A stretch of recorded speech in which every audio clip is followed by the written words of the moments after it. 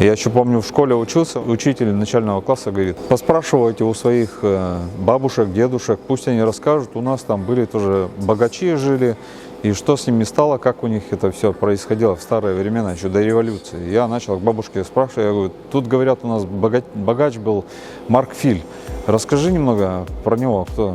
Она такая посидела: Марк Филь-то вообще, говорит, то еще и дедушка будет. Но у него было большие стада оленей, держал оленей, больше 6000 голов у него было. Я знаю по линии бабушки до 8-го колена: Никон, Марк, Тим, Катерина, это моя бабушка, да, Григорий, папа, и я уже Александр. Из Кипиева уехал уже в Сыктывкар на учебу сначала, да, отучился и призвали в армию. После армии приехал и устроился сначала на работу водителем-испытателем на СМЗ. Наступил 90-й год. Началось предпринимательство. Дали свободу действий. Ельцин объявил, сказал: зарабатывайте как хотите, делайте все лучшее для своей семьи и для нашей страны. Но, значит, и мы призадумались тоже, как можно делать. И начали изучать рынок. Приезжали отсюда до Кирова, садились, один перегон на электричке ехали, потом подсаживались к ним в поезд. И очень часто нас еще и ОМОНовцы там гоняли, дубинками несколько раз по спине получал, но тем не менее. Покупали мы вот у них одежду, привозили сюда и здесь уже их реализовывали. Этим занимался где-то 3 года, вот как раз середина 93, 94, 95 года. Потом в северные регионы, все-таки оттуда, у меня родина оттуда, с Ижемского района, звонили: Саша, если есть возможность, помоги, у нас там сельпо закрывается, продуктами питания нас толком не обеспечивают, люди хотят кушать. Я купил автомобиль, там деньги чуть уже подкопил, вот как раз на рынке пока работал. 131-й ЗИЛ военный, вездеход, полный привод. И начал туда возить песок, комбикорм, муку, вот такие продукты первой необходимости. И их мы оставляли под реализацию в магазинах, в пекарни начали возить. Вот этим занимался я еще 5 лет, до 2000 года. И параллельно заочно учился здесь в нашем Сыктывкарском лесном институте. А здесь у меня троюродный брат. Он в Санкт-Петербурге на фабрике работал. Он говорит: давай займемся мебелью. Я там, говорит, на мебельной фабрике работал. И мы с ним прямо у него дома начали, у него 3-комнатная квартира была.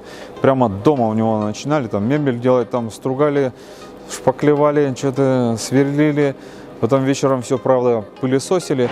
Они родственники тоже вот как раз по моей бабушке Каневой там.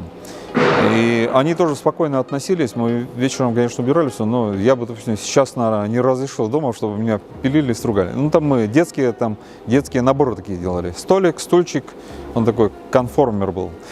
И с этого началось. И была тут проблема в Сыктывкаре приобрести, допустим, фурнитуру ту же, вот, плиту вот эту для изготовления мебели. С этим была нехватка. Люди, сами мебельщики, что-то возили. Но у нас тут были 2 крупные мебельные фабрики. Они закрылись, люди освободились, а они остались без работы. Хотят заниматься, но не из чего. Комплектующих нет.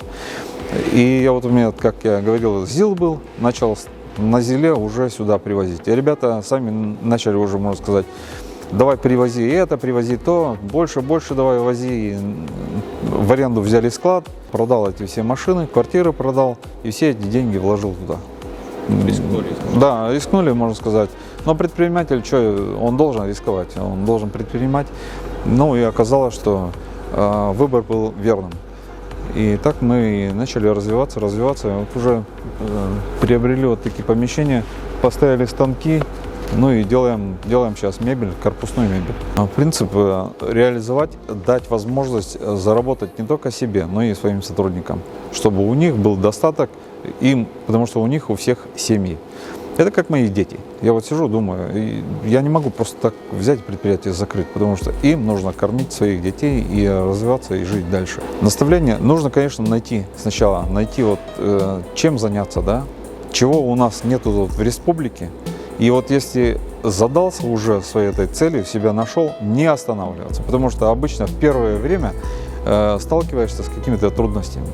И если ты опустишь руки, то у тебя ничего не получится. Так и будешь тыкаться с одного в одно место, в другую отрасль. А тут, если понимаешь, что тут дело выгорит, да, и идти здесь несмотря ни на что.